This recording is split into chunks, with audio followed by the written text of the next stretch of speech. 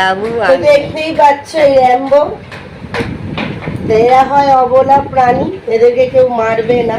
কারণ অনেকে আছে লাঠি ঝাঁটা জুতো দিয়ে মারে, আমরা নিজের চোখেও অনেকবার দেখেছি, কিংবা কেউ হয়তো ভিডিও পোস্ট করছে, তাদেরকে দেখেছি এরকম বলছে যে অনেকে জুতো দিয়ে মারছে, বা অনেকে হয়তো ধরো মানে কি বলবো কিছু একটা দিয়ে মারধর করলো, বা অনেক আছে গরম জল ছুঁড়ে দিল, এরকম হয়। তো এগুলো ঠিক নয়, নিষ্ঠুর ব্যবহার। বা ধরো কোনো কুকুর বা দেখো ডগ বলে যে এই না যে এদের প্রাণ নেই, প্রাণ আছে মানে সে প্রাণী।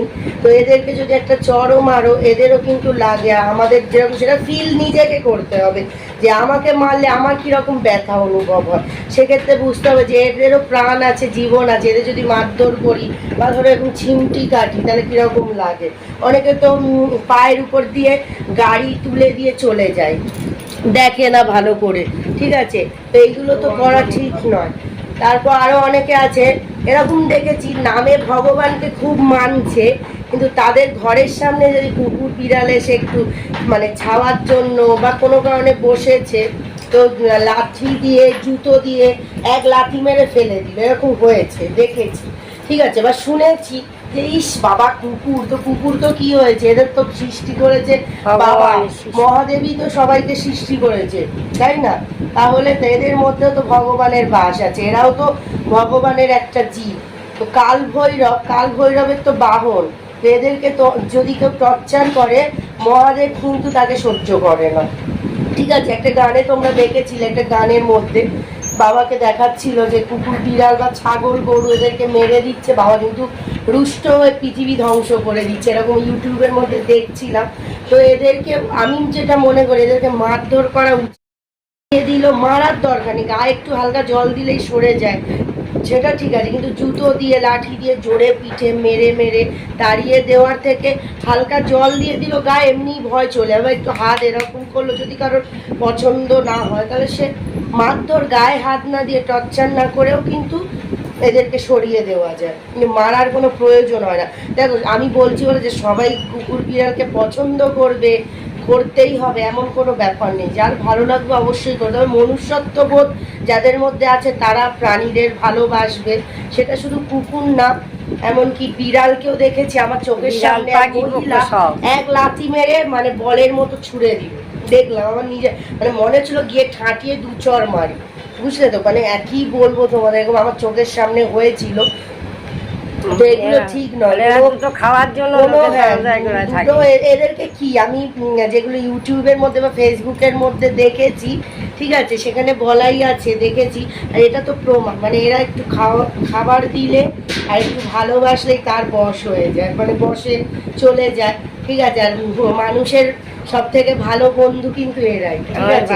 আমি এটা শুনেছি, আর সত্যি এরা বেস্ট ফ্রেন্ড হয় মানুষের, মানুষের সঙ্গে এদের বেশি সংযোগ থাকে, ঠিক আছে। তো আমাদের এই র্যাম্বো